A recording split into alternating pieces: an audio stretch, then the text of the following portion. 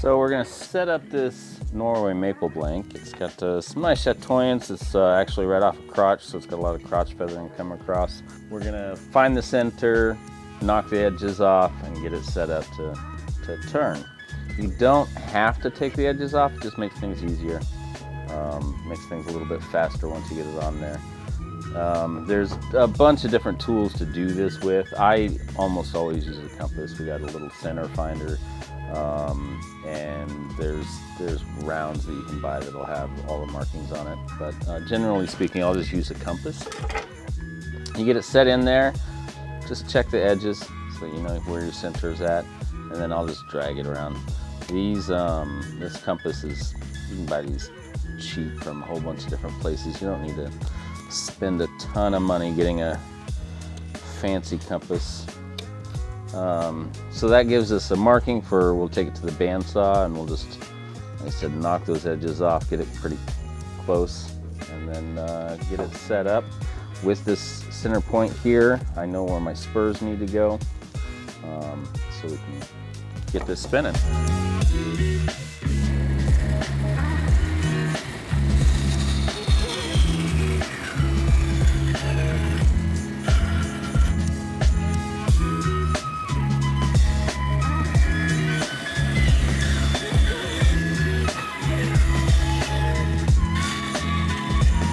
So now that we've got it cut down a little bit more round, taking off some of those sharp edges, like I said, it's not necessary. It just makes things a lot easier on the back side.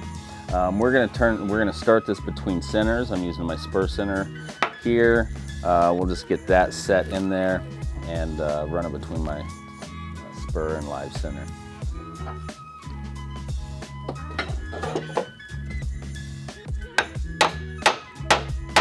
Get it knocked in there, get those points driven into the face.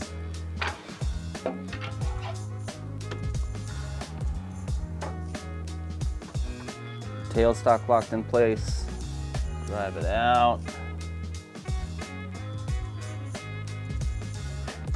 Good. Lock the spindle. Gonna spin it. Just make double check, make sure it's not gonna hit your tool rest at all. And it'll also give you an idea of if you're centered, and I'm not quite centered, so I'm gonna back that off just a little bit.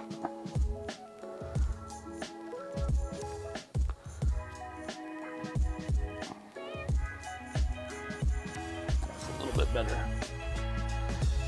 Get your tool rest set up so the top of it and wherever your tool is going to rest is going to be about center. So center of the tailstock and the headstock. So we're going to drop that down just a little bit. That hook right there. Again, double check, make sure we're not going to catch anything. Lock that down, down. Good. And face protection. It's absolutely important to have face protection when you're turning. This thing kicks loose. You know, they're spinning at thousands of RPMs. You may only have it at 600 or 700 on your speedometer here, but you're going to be at that outside point. It's actually spinning at thousands of RPMs. So you want to make sure you're using your face protection.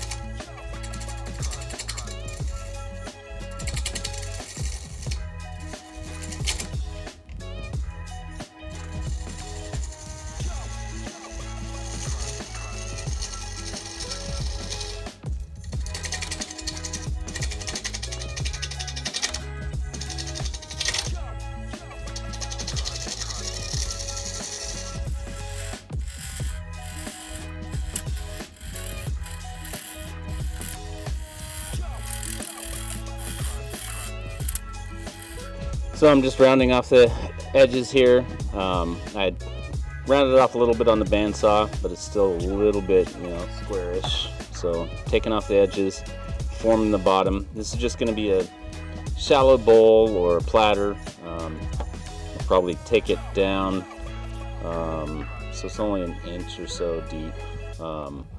Right now I'm going to work on getting the bottom flat. We'll get a tenon or mortise in there. I might do a mortise on this piece and create a foot for the piece, so we'll see that. So just creating the edge here, the base for what we're looking at. Kind of round it up.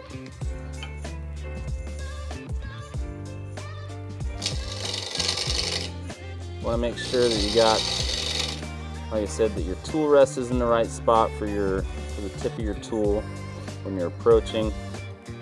You want to turn at a safe speed. A lot of lathes, the slowest they'll go is maybe 500 RPM. If you're working with a really out of balance piece, then you're going to want to turn it way down. We feature Jet products, Powermatic, Nova. The Jet, I can take this down to almost, so it's barely moving, 20, 40 RPMs. So if you're working with a really heavy out of balance piece, you want to make sure you turn it as slow as possible. Just going to form up the edge a little bit here. Take the rest goes off. Your tool rest, you want to make sure on your tool rest that you've got it as close to the piece as possible. You don't want a whole lot of overhang with your tool. That's going to give you, it's pushing down. It's going to give you kickback on your handle. Having a nice long handle, a good spot on there. The other thing is when you're making those cuts, you use your entire body to make those cuts. You're pushing all the way forward with your body. It's not just your hands working. In fact, the best way to do it is get that hand locked in over there and then use your entire body to slide. When you've got the right bevel and you're making that right cut, nothing more than a thumb on the top should be enough pressure to keep you in line with it.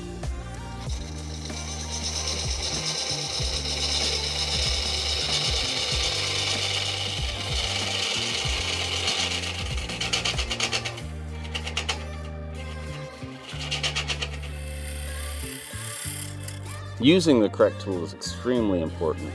These are both bowl gouges. Bowl gouges are going to have a full tang going up into the handle. I actually don't have a roughing gouge. They usually have a tang that is smaller going into the handle with more meat up here. They're also a little bit wider. Roughing gouges are great if you're doing a lot of spindle work. I rarely do spindle work. You do not want to use a roughing gouge when you're doing ingrain. The way this is oriented, 2 of your 4 sides are ingrain, and that's a lot of extra cutting pressure. You're actually cutting into the wood instead of shearing off the sides of the wood. And roughing gouges are not built for that kind of torque, so making sure that you're using the right tools. These are just Robert Sorby. They're fine. There's 1/2 inch and a 5/8, so not that big a difference. Depending on whether you're in the US or elsewhere, they measure it from the inside or the outside of the tang, or of the tip. I really don't know what the difference is on that. I just know this one's a bigger, heavier, beefier tool. This is actually the one that I use for most of my roughing, for most of my turning. I like the smaller one. Take smaller cuts when I'm shaping stuff, when I'm getting that first shape. But when I'm actually tearing in and I'm starting to turn, I like to use a bigger tool. A lot of people will use carbides. I do have some. I don't use them very often. Usually if I'm showing somebody how to initially turn, I'll use carbides. They're easy to learn. There's a lot of technique to using a traditional bowl gouge. You want to make sure that you're getting on that bevel and riding it. That's the proper way to use it. It takes a little bit more technique. It also takes more tools. You need a sharpener set up, so it costs a little bit more. You can get into carbide tools, and they have various different tips on them. And you can get into carbide tools fairly cheaply, and they're super easy to learn how to turn with. These you would actually Again, you're going to set it up so the point is at the center point of where you're turning, and you're just going to poke them in. And they're scrapers. Generally, there are some bits you can get that will turn them into semi-cutters.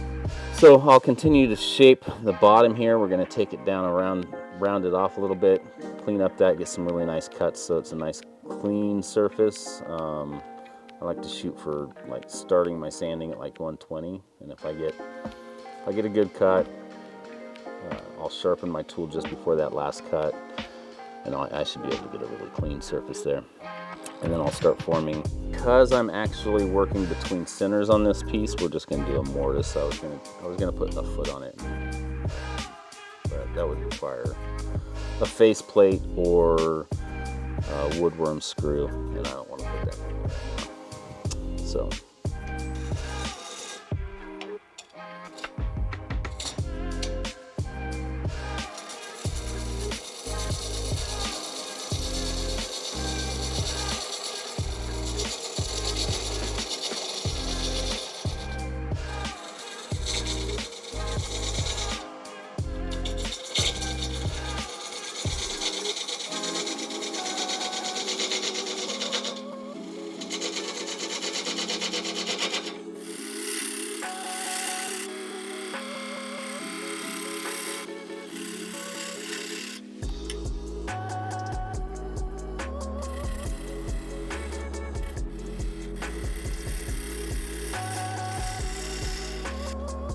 You'll need to adjust your tool rest a bunch as you're doing this.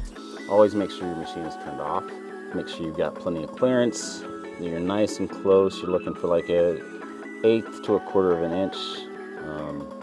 So you want to make sure it's nice and close, so when you've got your tool in there, it's going to rest just on the edge of that, and you're going to be able to get your bevel, get a cut without it pulling too far up like that. If you are taking a long push cut like I was here, just beware that it's going to want to pull you down. You're going to have to make sure you've got control of your tool handle.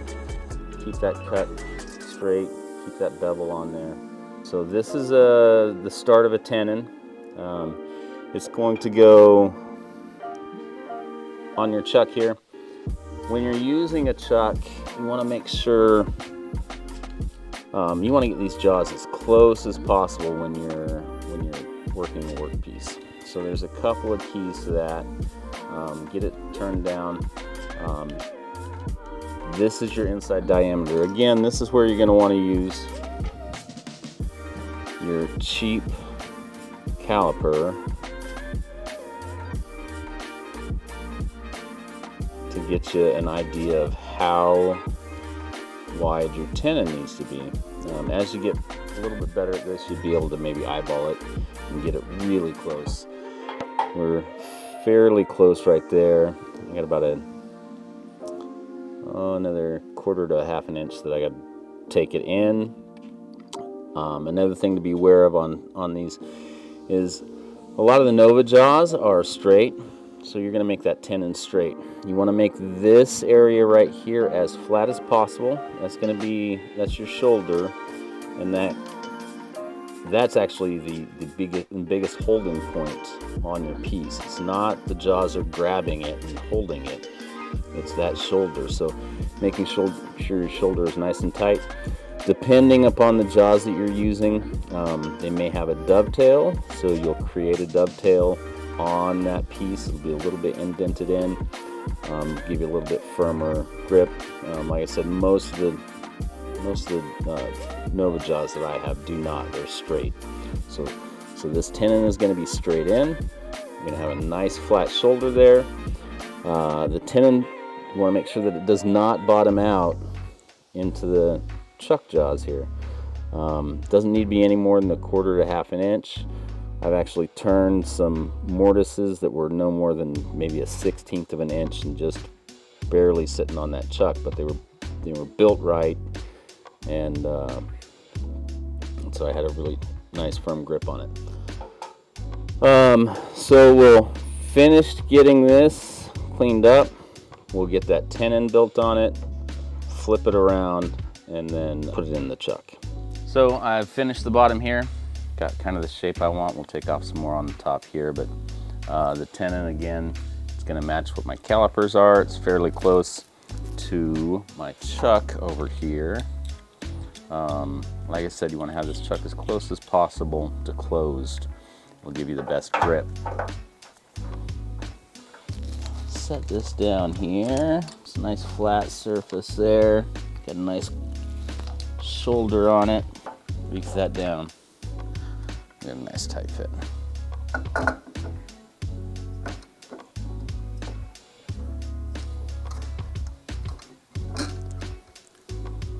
Set the set screw so it doesn't reverse on me. I'll be turning in forward and reverse and sanding in forward and reverse.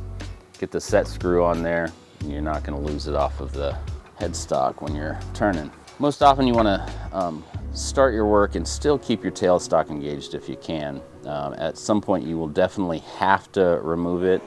I will actually not be using the tailstock at all, so we're going to shove that back out of the way. And out my tool rest.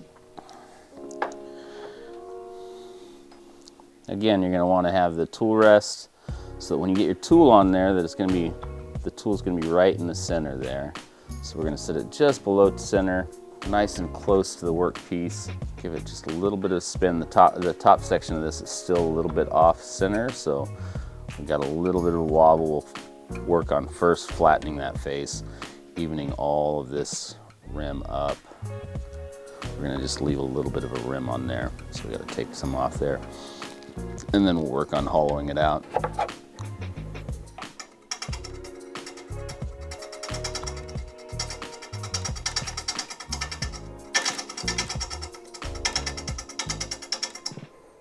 I'm actually going to switch over to my scraper. I love this tool.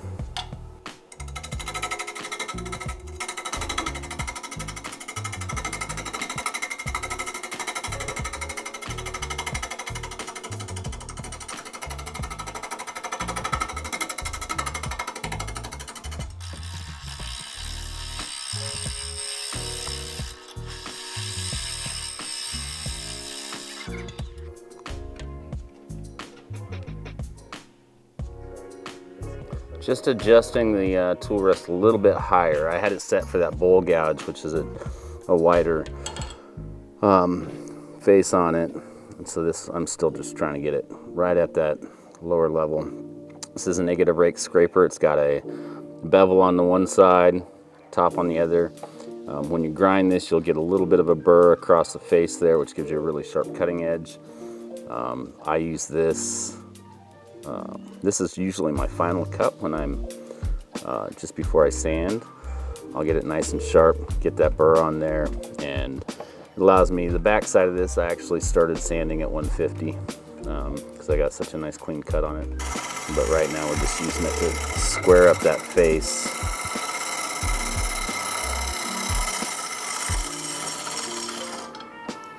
Now that it's nice and clean, back to my bowl gouge. We'll have to drop down the tool rest again to better match that bowl gouge. We'll move in the tool rest a little bit too now that it's squared up. Again, make sure your tools, you got a nice grip on the back there. That's going to be your leverage. Use your entire body when you're cutting, so you're going to push in with your body. It gives you the most control. Turning's not about your hands and using your hands that much or your arms. It's an entire body thing.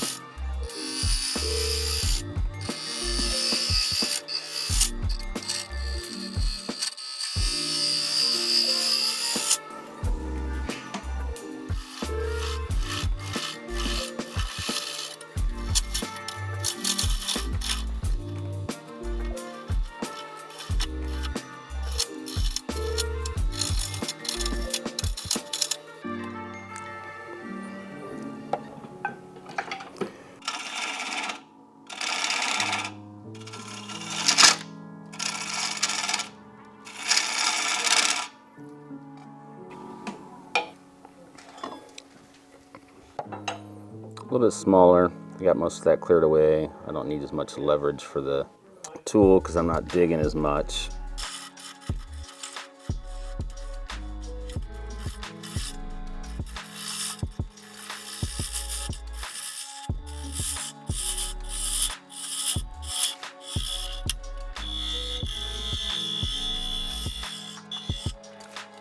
Right now I'm just going to kind of clean this up. I did have a little bit of a catch here, which is fine because we're going to go thinner than this anyways. I'm just trying to make sure that I'm following the general kind of shape, general flow of this outside shape here. So we're going to open it way up, ride that bevel all the way down, start to close it a little bit as we get to the bottom there. Come back, grab another bead, riding that bevel all the way down.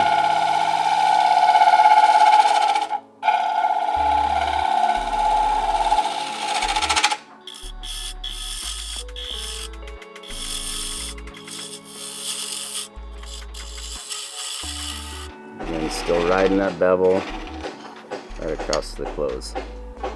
All right, we went deep enough. We got rid of that catch that I had earlier. And now we're just going to come back and clean it up. I like how thin it is. You can go, you'll see people take these really thin. I like all my stuff to have just a little bit more heft to it. So I'm actually going to set up my sharpener here. Well, we're going to clean up this a little bit with my scraper, and then I'm going to clean up the sharpener, get a burr on it, and then go for a final cut.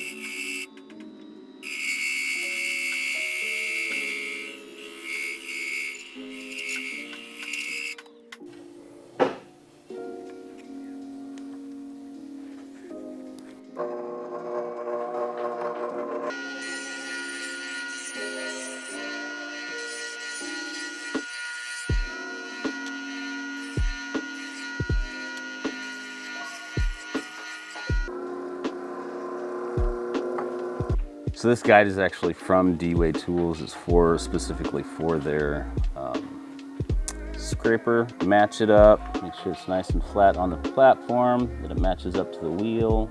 Double check, make sure you got it right. You don't really grind, you're just touching up the edge on any of these tools. These tools can last for years and years and years and hundreds if not thousands of sharpenings. You're just getting a nice touch. If you have aluminum oxide wheels, they will grind a little bit harsher. These CBN wheels take a lighter touch. Just give you that sharp edge that you're looking for there.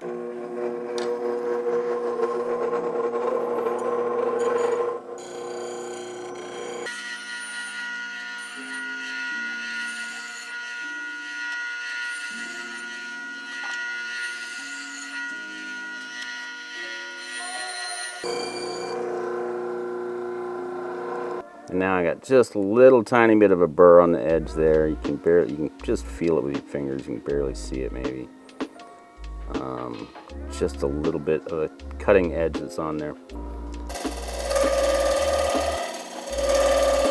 Just really light cut. Try to get just that last little bit. And take just a little bit more off this edge here. The end grain is a little bit tearing out on that one side, a couple of spots.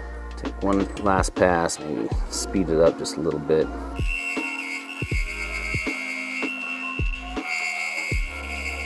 Get it smooth enough right in here that I can start at a fairly high grit sandpaper.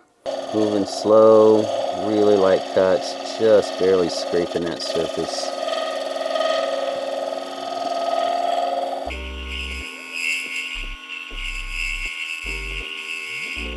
Turn it down. You don't want to sand really fast. I usually like to sand around 300 to 400 RPMs. That should be plenty to get you Get a nice sand without burnishing the wood too much. Give it just enough pressure that you're feeling a little bit of heat, but not a ton. Take off these sharp edges here. We don't want that.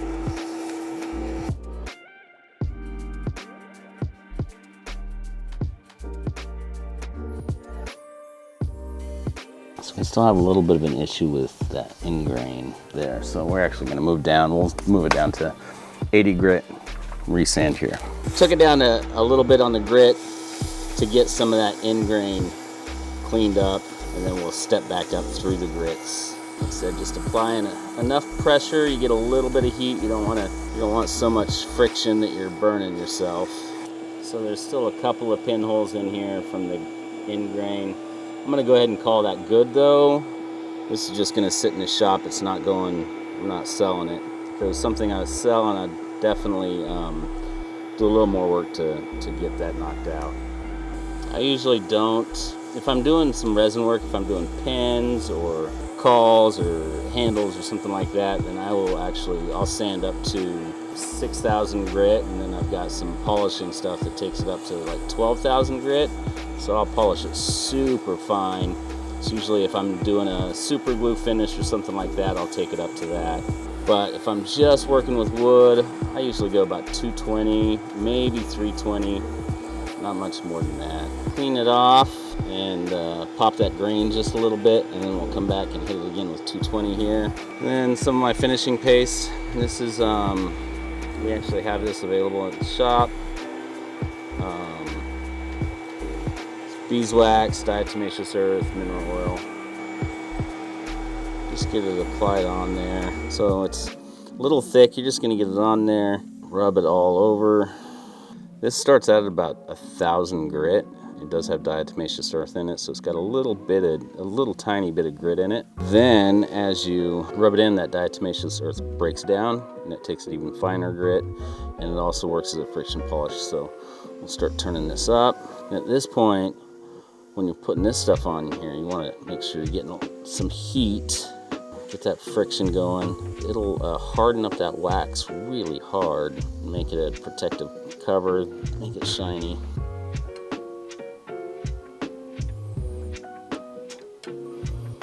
That's that. Now we're gonna take it off the lathe, remove the foot. So there's a variety of ways you can do that. I mean, you can simply take a coping saw, cut it off, put it on the sander, and done.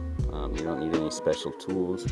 You can make yourself a jam chuck, and what you do for that is you take it as big as your bolt or your lathe can turn, and you're going to grind steps into it. It can just be a big platter size thing, and you're going to grind some steps in there that'll fit whatever your bowl is. Bring your tailstock up, grind that away, and then sand it off. There's a Longworth chuck you can use.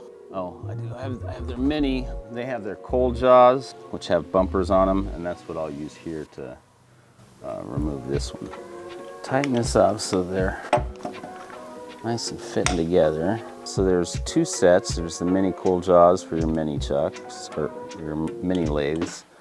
And then the large ones are for up to 12 inches. Longworth can go much larger. I think there's a 18-inch Longworth. You can also make them. There's plans on the internet for homemade Longworth jaws. There's also various little nubs for the cold jaws. These are the ones that I like. These are the ones I almost always use. You're also not supposed to go over 500 RPMs with these. They are intended just for that last finishing piece. You should not be doing actual bowl turning with them.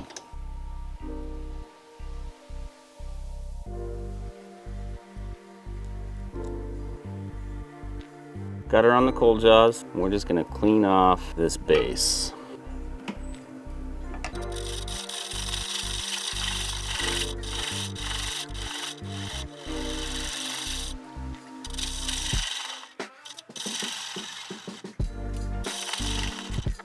Yeah, this is why you don't go super fast with this. It's not for big turning stuff. You clean up the bottom of your bowls, put polish on your bowls. They don't hold super tight.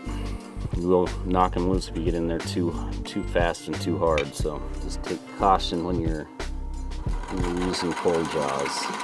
I have not used the Longworths, so I don't really know how well they work. I think if you ask, most people will say they're better, but I really cannot answer that myself.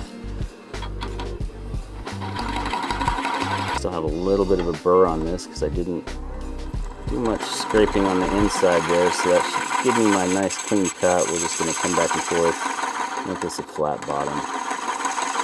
At this point you could maybe put any designs you want to have in there, if you want to put a little bit of a foot on it maybe. Again, it's double bevel, so you still got that bevel to ride.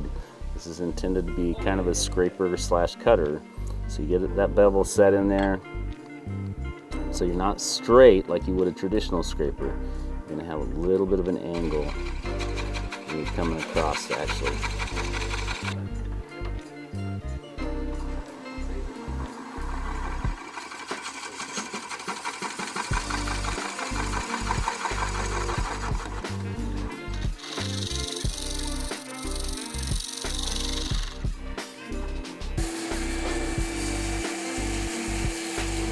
Clean off that sawdust from the last grit, and again apply the wax. And slow it down so it's smeared on there. Gotta be careful you don't get your fingers caught in these little grippers on the side. They will wreck a thumb. So the edges we'll just do by hand.